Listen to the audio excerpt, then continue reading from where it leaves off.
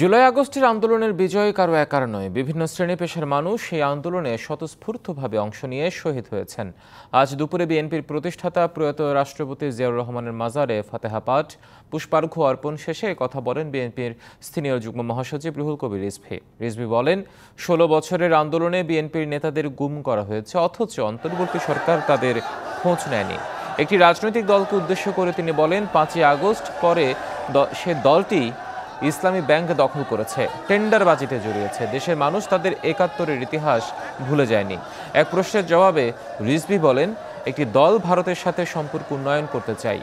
ভারতের পাশাপাশি দেশের ভেতরে কেউ কেউ ঘোলা পানিতে মাছ শিকার করতে চাচ্ছেন বলেও মন্তব্য করেন তিনি। নির্বাচন দিয়ে গণতন্ত্র ফিরিয়ে আনারও তাগিদ দেন বিএনপির এই নেতা।